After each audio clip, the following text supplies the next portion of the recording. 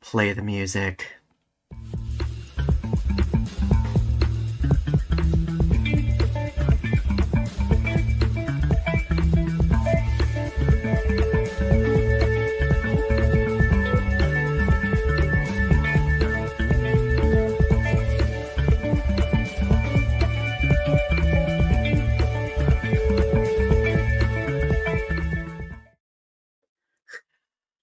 Uh, Hello, everyone. Oh my goodness, what a week. It has been it's been 2 weeks since we've seen each other, but it also feels like it's been 3,000 years to me. I don't know how it feels to you. It has been, it feels like time is moving fast and slow at the same time. I know. I just can't make any sense of it. Everyone, it is Thursday, August 15th, 2024. You are watching Restitching the Tapestry. Welcome back. We are on episode 168. And whew, we got a lot to talk about tonight. We have quite a few things. Our topic tonight is going to be weaponized incompetence. So we're going to be chatting about that here in about like 15 or 20 minutes or so. But before we lead into that, how have you been? What's new with you? I think that you should talk about your stuff first because you have so much going on. Oh my goodness. So I've been like at least sort of mentally preparing for school, which starts next week for me, Mhm. technically. Yeah. And beyond that, Britt and I are doing some wedding planning. Ooh. We're doing some wedding planning in preparation for fall 2025. So, I'm not going to reveal the details or anything like that, but I think that's a little exciting. I think that's It exciting. is very exciting. I've had so many people ask us like, when's the date? When's it gonna happen? So like they literally were asking this like the day after we got engaged, and I was like, we just literally got engaged. Like I don't know why people expect gays to move at the speed of light. Like I know. Well, because when cishet people get engaged, it's sort of like they jump right in and they spend like all their money and like they throw everything into it like and get done within like I don't know 3 months or something or 6 months and it's like you know hold on there like hmm that's too much money. Well, and I tell people, I'm like, people, we're in our mid 30s. Well, he's in his early 30s. I'm in my mid 30s. We're a couple of gays. We want Yeah. to plan something elegant, and it's going to take time to plan that. Like, it's not going to be something that do in the span of like 5 minutes. Like, that's not. Well, and wedding is such a big business. It costs like a car sometimes. Like when my sister got married, it cost like and she had a budget wedding which was $10,000 hmm and that was The a- budget. the average wedding right now is $23,000 in Michigan, That is insane. and isn't it wild? It's so Yes. wild, and I guess for me, like in doing all this research, because we've been kind of like, researching venues, flowers, photographers, DJs, all of that jazz. There's a lot more that goes into it than I initially realized. So I'm kind of like having like this moment where I'm like, oh, like there's a lot of turning cogs and wheels here. I've got to make sure that I put together an Excel spreadsheet and keep track of everything so I know what I'm doing. So, Well, even just buying the liquor for the venue cost over $2,000 or something when like that was like because when people go they expect there's going to be an open bar usually. mm-hmm. So, Yeah. and people can drink and Mm-hmm. Yeah. So, but yeah, that's exciting. We are preparing for that. Ari, what have you been up to? What's new with you? oh my goodness.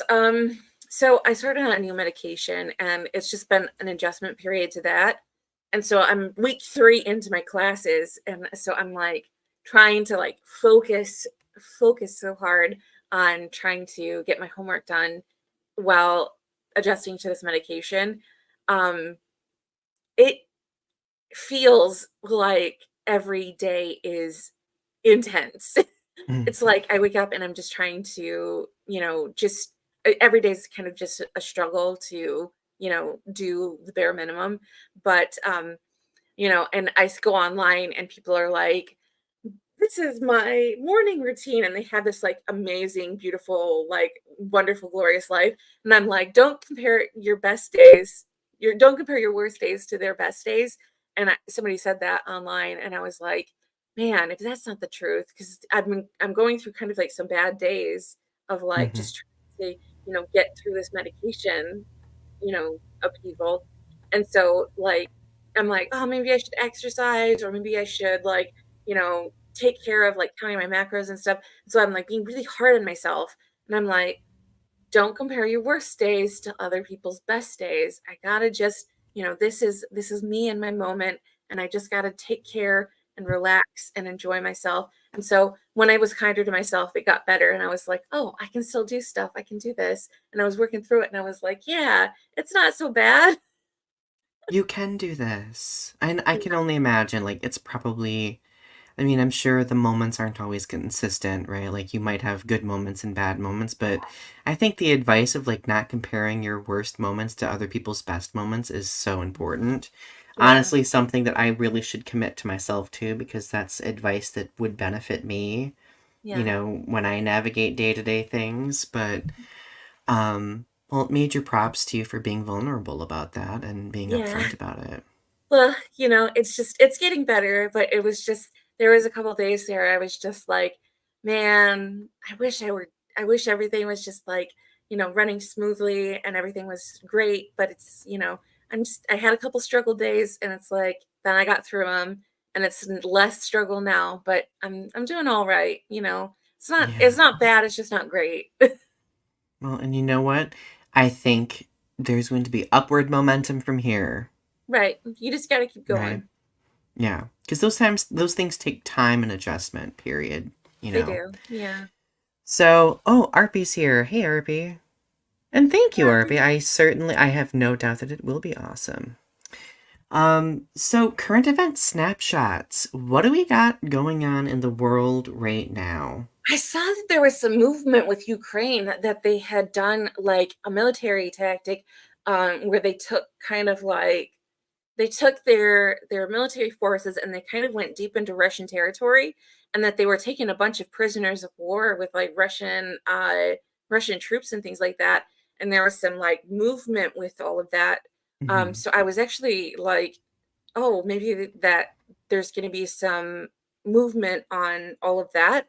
I don't know all of the details about it. I just know that they went kind of deep into their territory, and that there was some there were some updates about that, about like that they had taken some a lot of land um, Hmm.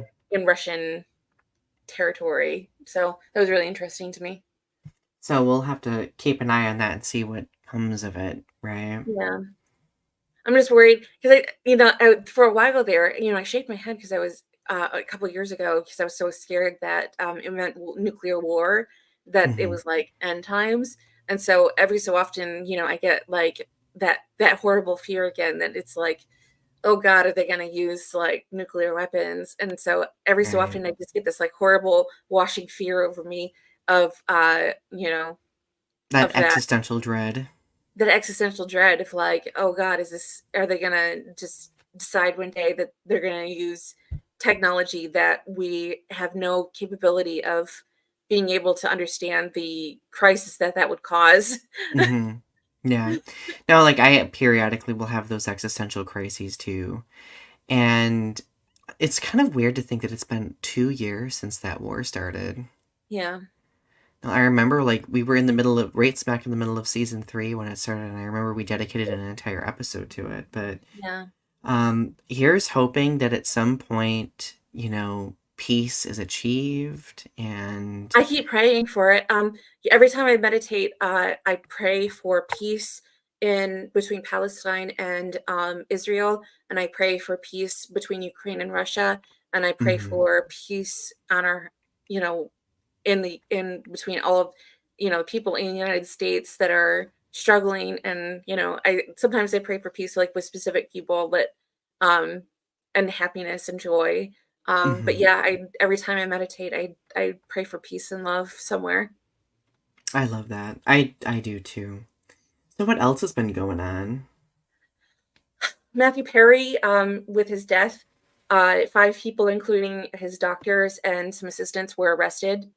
Um, I so didn't see the details on that. That's kind of wild. Well, because it's sort of like Michael Jackson, a lot of people were prescribing all of these medications to him. And this Hmm. kind of goes back to me. You have to be careful when you're a doctor to, keep up with your patients and, make sure that they're staying healthy and that they're not, being overprescribed things or that they're being prescribed the wrong medications. So because of his death, there's a liability going back to the doctors. So they're being arrested in conjunction with his death because uh, someone went wrong somewhere, and there's an investigation. It's like, why did this person die? They should not have Mm. died. Wow.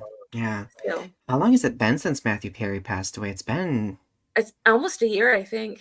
yeah, I know it's been a while. So another current event that has happened recently. Well, Trump has been holding a ton of press conferences. Yeah, He held a press conference on Twitter or X or whatever you want to call it with Elon Musk recently, which I was heard about that. it was a cringe fest. Yeah. And then he held a press conference at a New Jersey golf club and said, like, one of the things that he said in his press conference is that he is entitled to personal attacks on Harris. I was very curious as to why, because I know that there's a lot of criticism about Vice President Harris, that she has not done any press conferences recently. Hmm. And I think that they're just trying to like get together because I know they're doing rallies and things like that.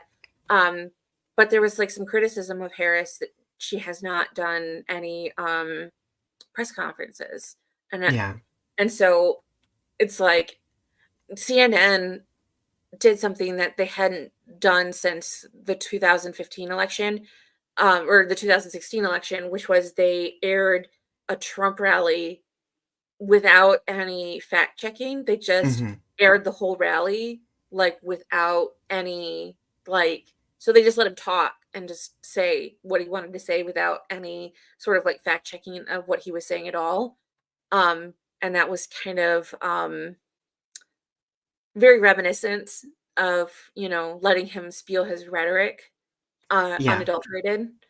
And Yeah. so this fact that he's saying like things like he's allowed personal attacks on Harris, no, he's not.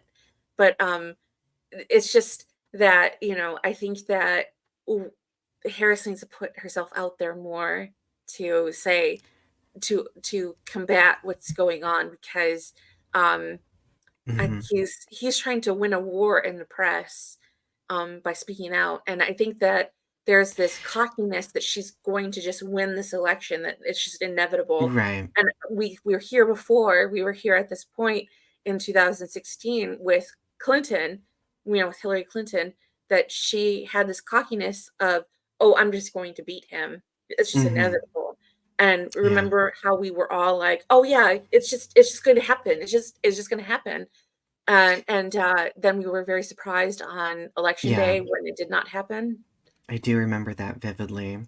It's interesting. I think that, so I really do think that Trump is in crisis mode right now because I mean, if you look at the polling, there's a lot of states, like especially battleground states, where Kamala Harris is pulling ahead of him with sizable numbers. And But she has Hillary been, Clinton but Hillary Clinton also pulled she really did. well before the election. She did. I don't know. I get a different vibe this time. It feels different this time for some reason. And I just don't wanna be self-assured. I don't want to get complacent though. Like I agree with you. Like I don't think that just because we might find a sense of confidence and comfort, I don't think we need to get relaxed with that. We have to be constantly vigilant. And I do know that she's been responding to some of the things that he's been accusing her of or saying of her, like at the rallies that she's been doing. Mhm.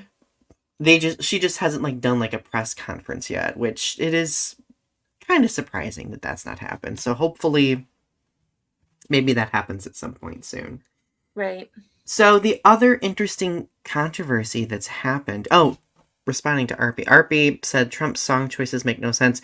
Um, Funny thing about that, he used one of Celine Dion's songs at one of his rallies recently, and Celine Dion clapped back on social media and was like, "You don't have permission to use that, hon.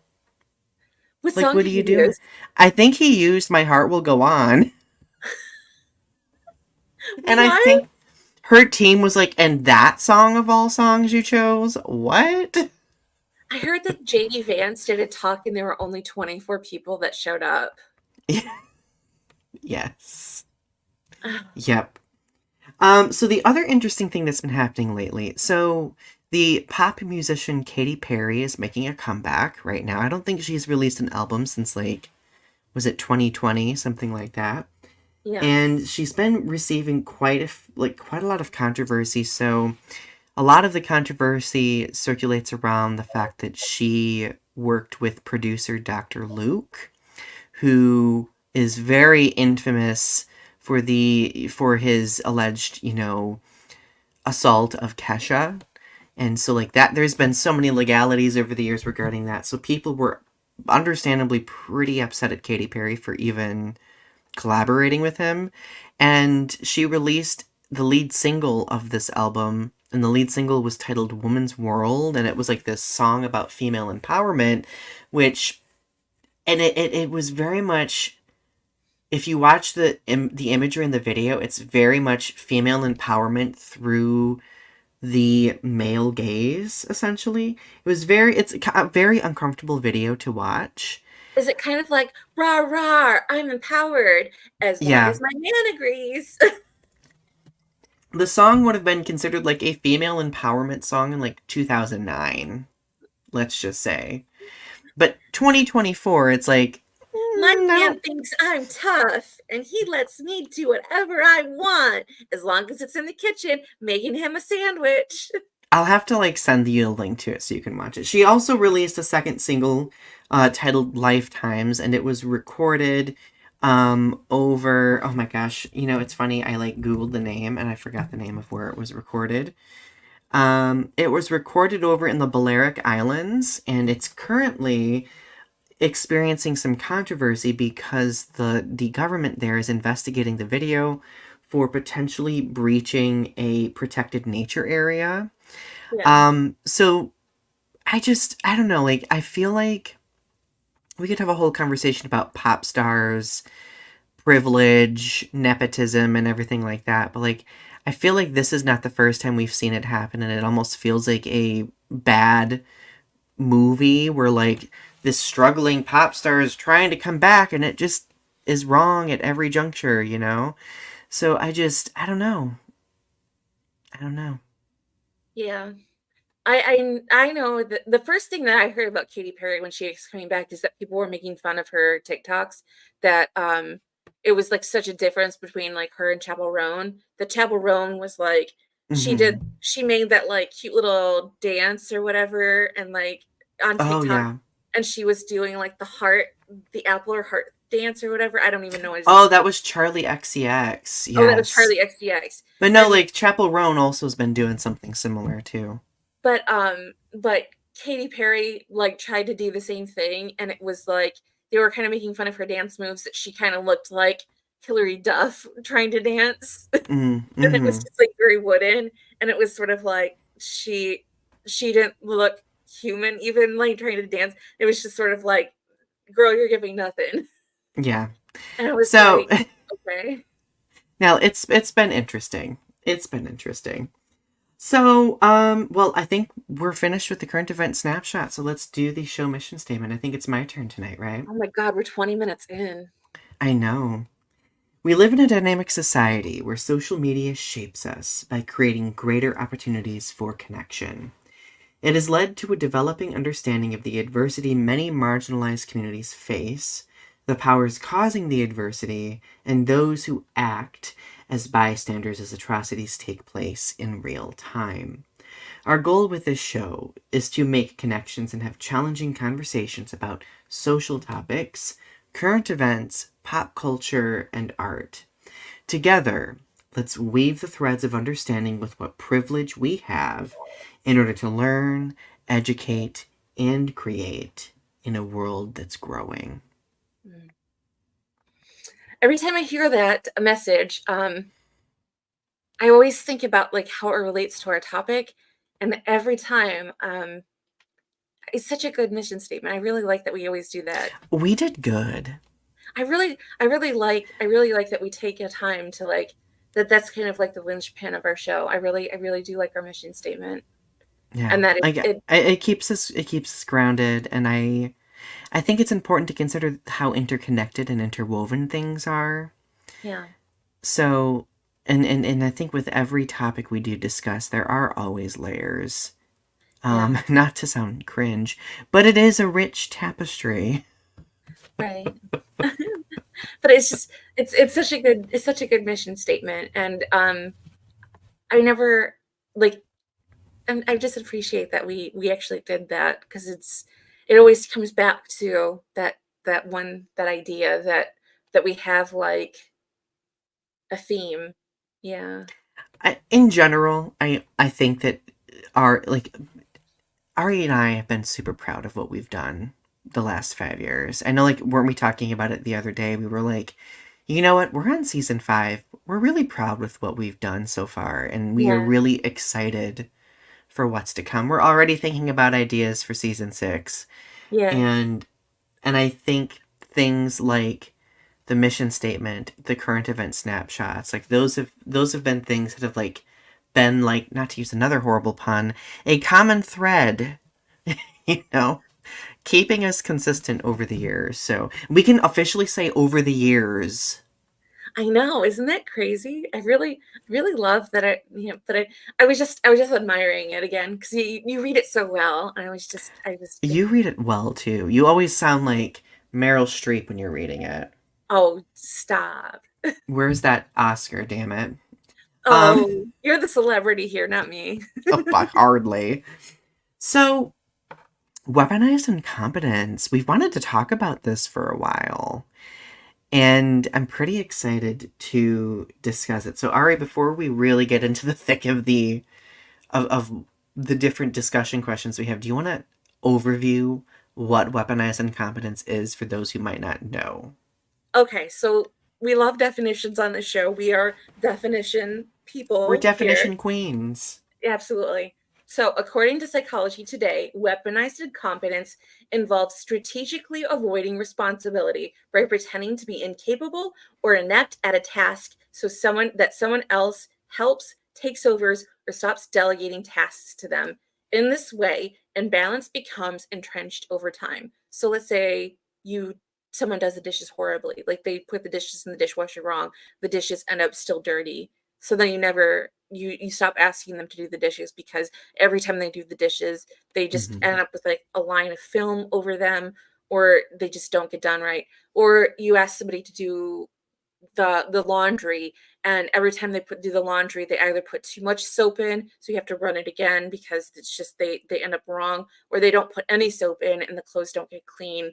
And like there's just like or what happened in my family, they would put in work clothes, like dirty, dingy, nasty work clothes, in with regular clothes that had Mm, like oil and stuff on them. And so then be like, why did you do that? Why did you put your nasty clothes in with the regular clothes? So then we can't run them. Like it just ruins all the regular clothes. And so we have to run all of the clothes like several times in order to get the clothes clean. So right. then stop asking them to do the laundry for you because they don't know how to get clothes clean. Right. Or they just flat out don't do the task because they're just like, well, I don't know. I don't know how. When we literally have access to beautiful technology with Google, who they can teach us how to do various things. But Um, usually, oftentimes, it's just kind of like this excuse or a cop out, right? but really talking about weaponizing competence through current events recently, you talk about things like there's like the trad wave movement that's going on online right now. Like a lot of these there's a lot of like movement on YouTube and TikTok. You have people like Nara Smith who's like pushing the trad wife movement of being able to cook at home and be the stay-at-home wife and be the perfect little home housemaker and stuff. And then Mm-hmm. you have people in politics like JD Vance who's talking about these pathetic childless women who have no husbands, and you're talking about these premenopausal women who have not contributed to society and don't have husbands, and it's like the emphasis on them to get married and have children and provide for do all of the like little home housework for like there's like Mm-hmm. this blame game on women that they're not doing this traditional family role, and taking all this stuff. And weaponized incompetence plays into that because they're supposed to get married and not ask men to do any of the housework at home. And if they even try to, men will derail the whole conversation Mm-hmm. by using weaponized incompetence to throw it back in their face. Oh my goodness. No, that's an excellent point. So I think there's so many examples of weaponized incompetence. I saw this trend on TikTok. Was it probably like a year ago? Where it wasn't necessarily a trend, but it was more, you know how sometimes somebody might initiate a topic about something and it really kind of, people start stitching it and responding to it. Yeah. Well, there was this conversation that was started by a photographer who would talk about how whenever a female client would set up some sort of appointment for like photography sessions, the man would almost always cause an issue to complicate the photography getting done. And usually it would be like this weaponized incompetence where they'd be like, well, I don't know how to dress myself. I don't know how to look. Or like, I don't know if I can make the time. And it's simply because they just didn't feel comfortable and they just kind of use like these excuses to just continually dismiss and minimize like the significant other who wanted to get family photos or something like that. Oh my goodness. That And it sounds awful. caused, well, and it caused like this huge conversation about weaponized incompetence and how weaponized incompetence is often tied to the more privilege a person has. Mhm. So, like a cis heterosexual white male typically exerts, at least this was kind of like the deduction that they made on TikTok, exerts more weaponized incompetence due to the greater degree of privilege. Yeah. You know, if that makes sense. Yeah, it does. And I saw a lot of that growing up, in your household, your parents, you see your parents doing things. Hmm. With my mother and father when they were married, um, my mother had to do all of the shopping, like all of the grocery shopping and stuff, because she would send my father to the store with a grocery list and he would come back with like random junk food and just like honey baked hams and like like stuff that didn't even like that wasn't even on the list, and he would forget the list entirely and it would just be like, why did you buy this? And he'd be like, because I like this, and Hmm. I just thought that we could use this. And she'd be like, I can't cook anything based on what you just bought. I remember like having I'd be like, I was like 4 or 5 years old. I remember having these arguments that she was just like, what did you buy? You buy like fish sticks. It's like, I can they don't like we don't eat a whole lot of fish sticks. Like what am I supposed to make with this? Hmm. Now, like, I can think of so many examples too, but I think that, see, at that time in our lives, though, I don't think we really had a term for this type of thing. And now that we do have a term, like, over social media, I feel like people are just kind of like unpacking like their own histories of when they've witnessed weaponized incompetence. Yeah. And they kind of piece it together and they're like, oh my God, like Mhm. this did happen. Like, this is something that was, I mean, it could end relationships. It could fray relationships, right? Yeah. So, but I do think that, I mean, based on observation, weaponized incompetence is definitely tied largely to gender roles at times, like where, like, of course, men having the greater privilege, typically they are the ones who kind of exert the weaponized incompetence more so. Um I was curious because um well, being I've been in a lot of like male female relationships, been with men. Um, so I've experienced men who have used weaponized incompetence against me. Um, I can remember vividly an ex-boyfriend of mine now, where he would do dishes, but he would do them as slowly as possible. Like he would literally just be like washing a dish, and it would take him like 10 minutes to wash a dish, to pre-wash it, to put it in the dishwasher, and he would just go literally as slow as humanly Just possible. just literally to rinse a dish for the dishwasher. Yeah, he would literally just kind of like meander back and forth, and I was just like, "What are you doing right now?" Like, and so like it was just sort of like it would just be like, "Well, I'm doing them."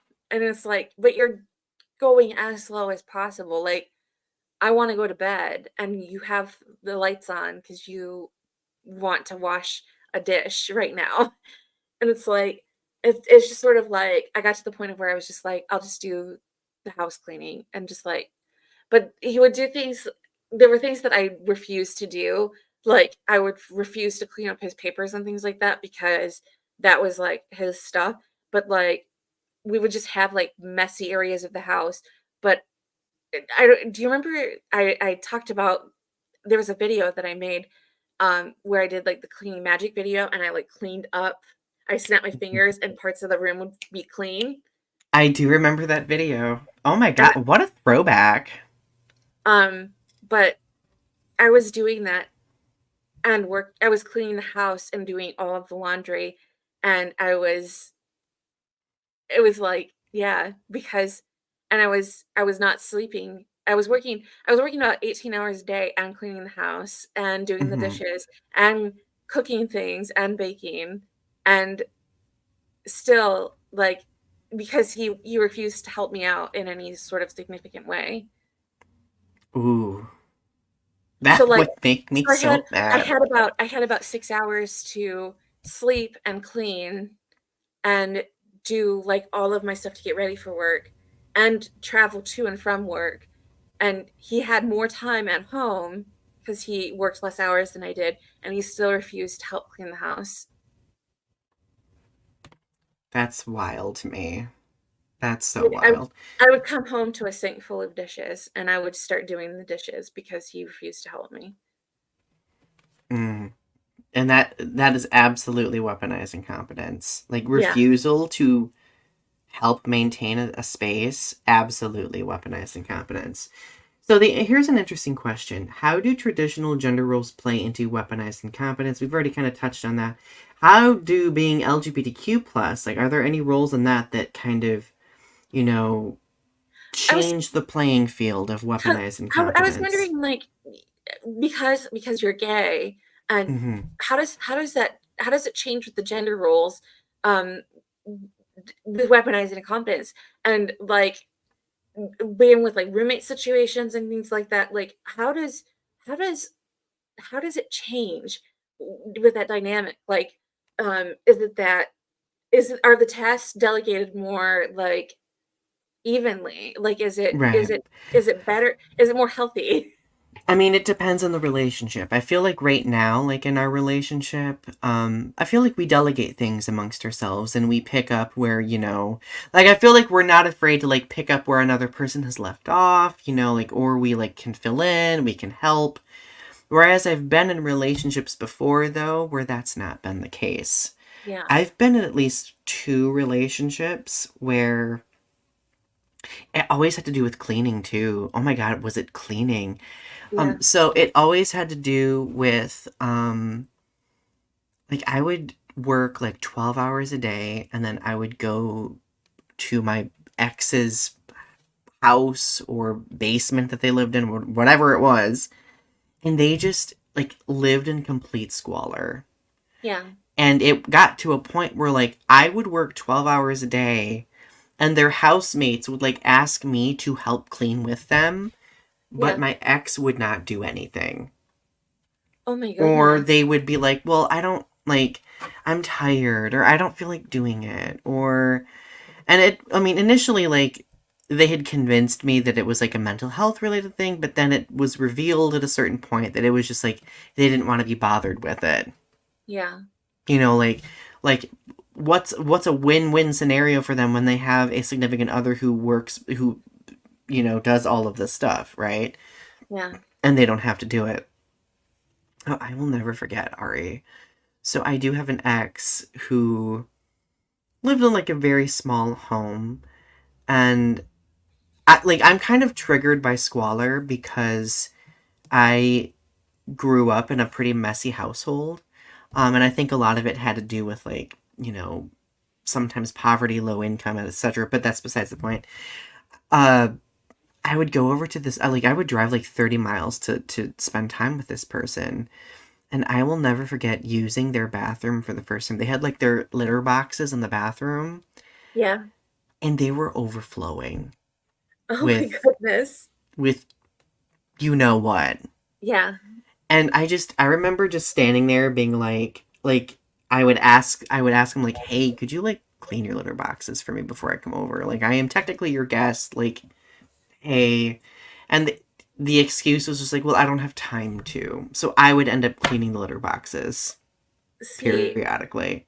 and that's the thing, like, I understand if, like, you're living by yourself, 'cause I sometimes I'll let my cat's litter box go for, like, a few days, like, even maybe up to I think the longest I let it go up to is, like, a week, but I always change it, and, like, Same I always here. try to stay but, because you get tired or whatever, and I usually because I have 1 cat, and you just let it go, but usually I don't let it go for too long because it gets really nasty. And I and and I've let it go for a week too. Maybe a little, sometimes even a little bit over. This person, there was so much matter in the litter boxes that there was no litter left. It was all just clumps. fecal matter. Oh my Like you goodness. you couldn't even discern litter, honestly. That's And intense. and it was like I just remember walking in and the smell was so putrid, and I'm like at that time I was very triggering for me. I was just like I can't do this. Like I can't do this. But like obviously like that's just one example. Like there's quite a few different examples. Like at this point in our relationship, like if I'm uncomfortable doing something, I like find out like I have the deductive ability to figure out like okay, what's making me so uncomfortable? Like am I just being lazy right now? Or like do I legit not know how to do something? If so, what do I do in order to learn that thing, right? Yeah. And I don't think a lot of especially men you they don't instinctually have that deductive process where they're like, "Oh, I don't know how to do something and maybe I should contribute and learn how to do said thing." For a while there, after I got my diagnosis with bipolar disorder, um, it wasn't necessarily weaponized incompetence. I had what was called learned helplessness, Mhm. which was, that I had gotten to the point of where I just felt like I didn't know how to do anything. So the difference between like weaponized incompetence, where you feel like it's sort of like malicious intent, like I'm doing this on purpose and I'm making it so that you won't have me do these tasks anymore, and learned helplessness, which is on the other side of the spectrum, where you feel as though you have you've got this inability to be able to do anything, like this lack of empowerment, um Mhm. which is kind of like on the other side of the spectrum. I feel like it's kind of like a spectrum of like Interesting. intent. So but I had Yeah. this learned helplessness from getting a diagnosis with bipolar disorder, which kind of created like this toxic living situation with my sister. So I felt like I had no ability to, because it was sort of like my sister was so fast cleaning the house, and she would get done cleaning the house before. So I'd be like, yeah, I'm gonna do it. I will do it. But then she would do it faster than I did, and I would always feel so guilty, like I just didn't get to it fast enough. I was always so tired and sedated, and she would get so mad at me, and she'd be like, "Why have you not done the dishes?" And I was just like, "I'm so sorry. I was gonna get to it. I just didn't get a chance to." And so Mm. it it was almost pushing into that incompetence. I think that she might have even called it that, but for me, it was just learned helplessness that I just wasn't able to, I just felt like I didn't have that Well, it was empowerment also to do it so. was also a side effect of what you were experiencing too. But it's one and the same. It's that Mm-hmm. the tasks are not getting done, and so she feels as though I'm not up to the ability to do those tasks. And so that's really what it is. It's the side effect is that she still has to the work still has to be done somehow, and Mm-hmm. it's the other side of the lens of this learned helplessness. So whether it's weaponized incompetence, are you doing this on purpose, or is it learned helplessness? The fact of the matter is that the task still needs to be done, and the labor is being put on someone else to get that task done. Yeah. So um No, that's a good point. That's a good point. I like that you distinguish those two things because but I don't think we identify that often. yeah. But living by myself now, I have to do all the tasks by myself, and I try to do. I sometimes can't tackle, like, especially I was talking about how I struggled this week. I can't clean the house in one go all at once sometimes. So what I do is I will do a little bit every day. And if you watch my water channel, you see me, I'll be cleaning like the dishes or I'll be cleaning the kitchen, but I won't do the whole house. I'll just do one room of the Mm-hmm. house, or I'll do one area of the house, and I'll just kind of work my way around. And I won't do all, I kind of show like how it's possible to be disabled and still kind of maintain at least a semi clean house, is because I just sort of worked my way through doing all of those things. Um, and it's like, it's trying to keep myself up on doing certain tasks. Mm-hmm. No, that makes sense to me. That makes sense to me. So, how does entitlement and narcissism play into weaponized incompetence? I mean, we've kind of touched on aspects of that, right? Yeah. Well, I mean, what do you think? I think, I mean, entitlement, that's an interesting thing because I feel like a lot of the weaponized incompetence that I've witnessed, especially in relationships, has come from a place of entitlement for those people, whether they had other people do those things for them or they really just felt like they were above doing certain tasks, right? Like it always kind of like cycled back to that like entitlement and it would very much interconnect with just like almost ignorance, or like if you don't know how to do something, like what do you do about that? Well, Like what do it seems like you're supposed to know to do certain tasks like as you become an adult. Like everybody should know how to be able to do the dishes, right? Everybody should know mm-hmm. how to be able to cook for themselves. Like these are not just female roles and expected female roles that we should be able to do. Like Right, everybody should know how to cook, everybody should know how to clean, everybody should know how to be able to pick up groceries from the grocery store. These are tasks that are not specifically gendered, or they should right, not be. right. I mean, and don't get me wrong, like I know there are situations, especially in instances where people are living with some sort of living assistance. Like I know that there are instances where there are people who just can't do certain things, right? Yeah.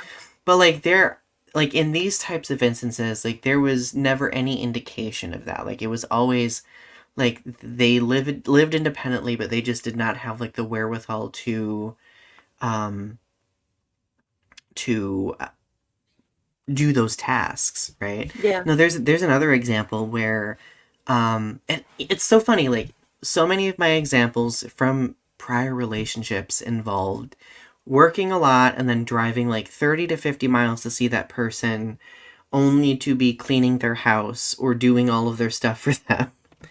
And like there was this other person where like I would literally do all of this and then like make dinner, and I asked, I was like, "Hey, do you think like you could make dinner? Like do you think you could, you know?" And at first, like eventually they ended up doing it every once in a while, but like at first they were like very resistant to it, and it was because they were like, "Well, I never really learned how to cook." And I'm like, "That's fair. Like I mean, we can do it together if you want. Like we can make it like into a Activity. an activity, right?" Yeah. And it was just a they didn't really want to see it through, right? And I'm like, okay, like all right. Um, yeah, that was the thing, like, because, especially with, like, my ex-boyfriends and stuff, cooking has always been kind of a weird situation because I've always been the vegetarian or vegan in the situation, and my Mhm. partners have always been omnivores, like, they always eat meat, so I and, like, I'll cook for them, and, like, I have to cook 2 separate meals. So, like, I have to cook Mhm. specific meals for them, and, like, I have to do something special for them. Like, they don't wanna eat what I'm eating, they wanna eat something specific to them, so I have to cook something that I think is physically disgusts me to Mhm. make them happy, and I've done that on several occasions. Um, Oh. I would just it was just part of our nature, and that, it was almost like it was kind of rude. It felt rude to me because it's like, that expectation that I have to do something for them that, and I was happy to do it, but it was just kind of like, you know, But if they made dinner, would they do the same thing? um one of my last ex-boyfriend, he did actually make dishes that were specifically for me, and, like, because he did like to read cookbooks, so it was less that so he would actually cook sometimes, So at least but there was one person that did, right? but he would make these, like, super elaborate meals. Again, he would just walk around slowly and just do things as slow as humanly possible. He made mapo tofu. It was just, like, one time he cooked, like, one specific time out of all the times we cooked at home, and he made, like, this elaborate, like, super elaborate tofu meal, Oh no. and I was just like, "Oh my god, so this is what I get. This is one elaborate This tofu is what I get. So, interesting because we've already talked about some like home situations and partner situations. So, how has the economy and the two income household changed the way people encounter like household tasks? Like, does aging change the nature of these relationships too? So, two-income households, think about I don't Hmm. know, but, what do you think? What are your thoughts Well, on so I keep thinking about so obviously at this point in my life, like I obviously am super duper privileged. I have my own house. We have a two income household. I remember like at a certain point in my life where like the household tasks, I very much like I would just kind of like I would sometimes exert weaponized incompetence and like be like, oh, if I don't see it, if I don't hear it, then it's not a mess, it's not there. But now that I like have somebody else who like depends on me too, I have to be conscious of the fact that like, oh, okay, like I have to make sure that I clean up after myself, especially since I lived like my whole life like as a kid, like it? Mhm. just I don't want to necessarily say in squalor, but like in situations that aren't the actual representation that other people have been exposed to, homemaking wise, if that makes sense. Yeah. So I guess for me, um, I feel like I've had more wherewithal to be more active because I have like the ability to buy cleaning products. I have the ability to, allocate the time to do such things. Mhm. Whereas before, I think when I was younger, I didn't always feel like I did. I don't know. How do you feel about that? Um, that you think you have more time to allocate towards doing tasks at home?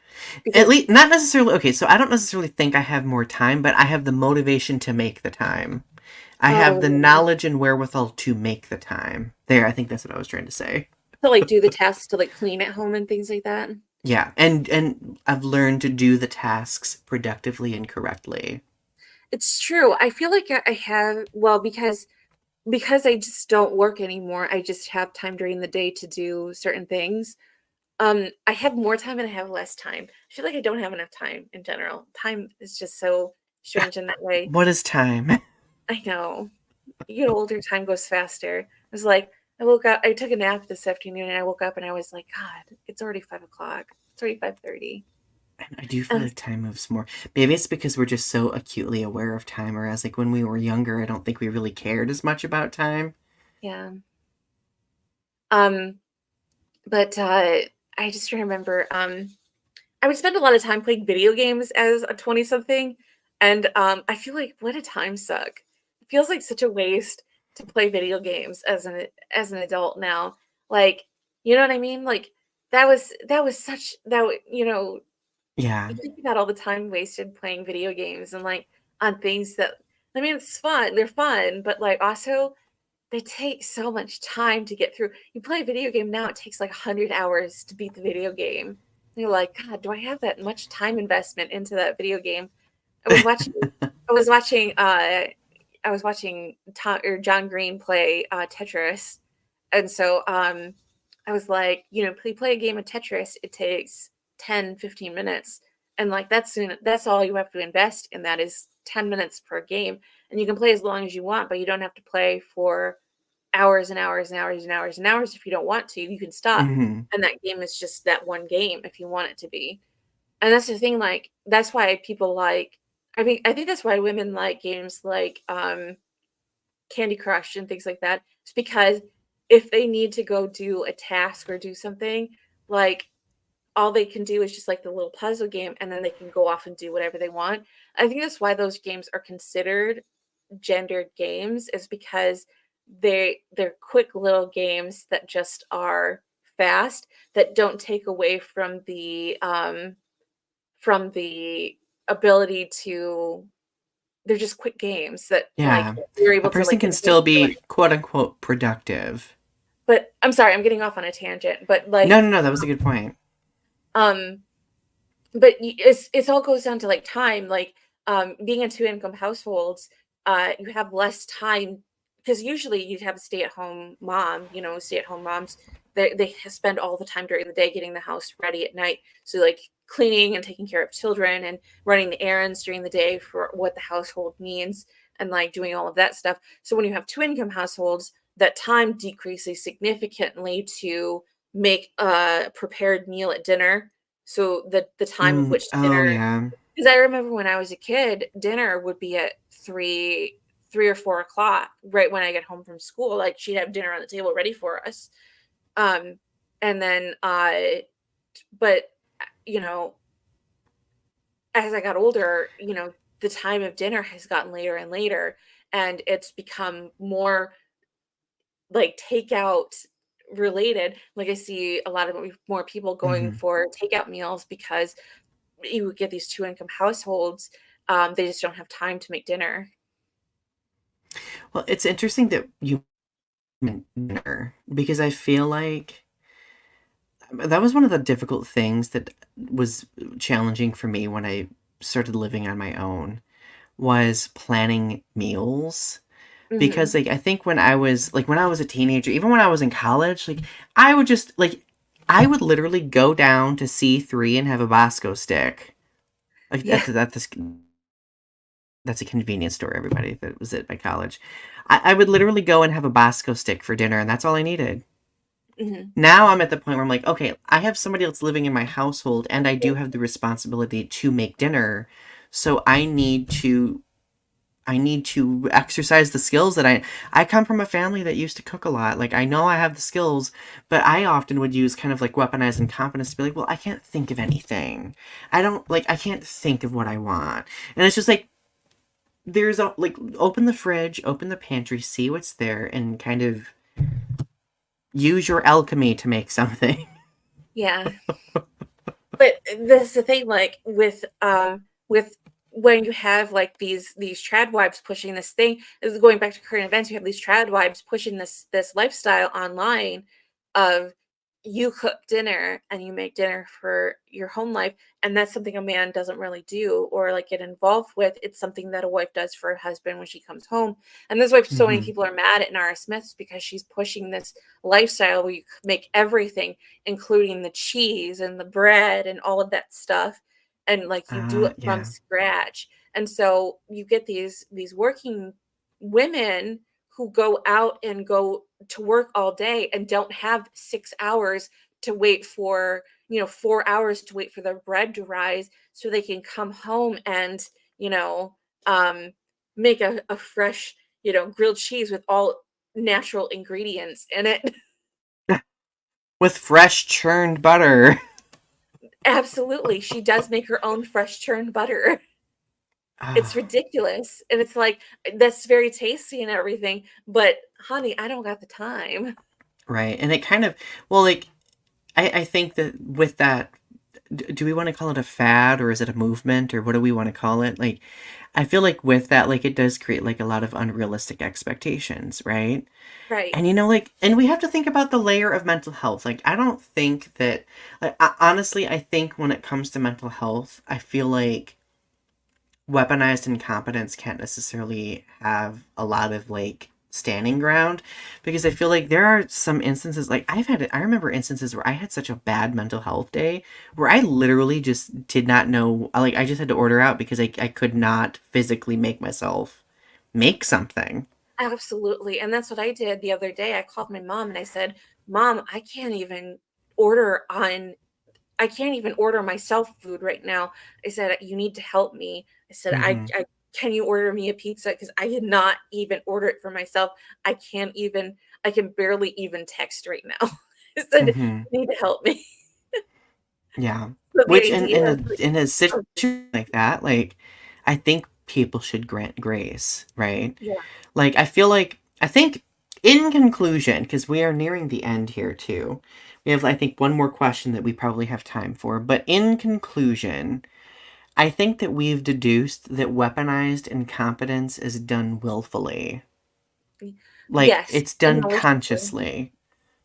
And that, how do you combat weaponizing confidence? First of all, if you have somebody who is doing weaponizing confidence with you, the thing about it is that these are tasks that need to be done.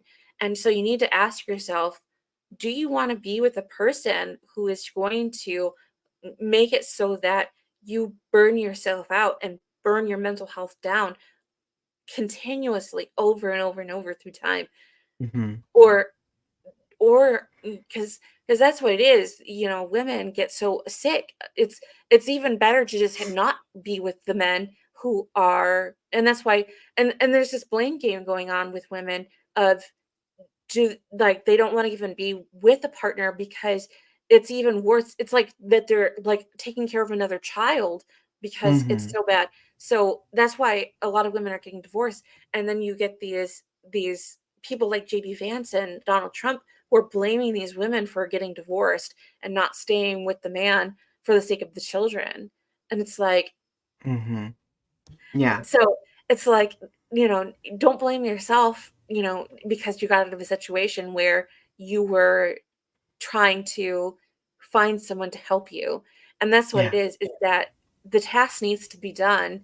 And sometimes you got to suck it up. The men You have to know, suck it up and do it. it's Help. interesting. I think that's an excellent way of putting it. I think for me, like, looking back at my own relationship history, there was always a turning point for me. And I think a lot of it had to do with my own insecurities. Like, I had like this need to feel needed because that's what Mhm. made me feel valuable. That's what made me feel present.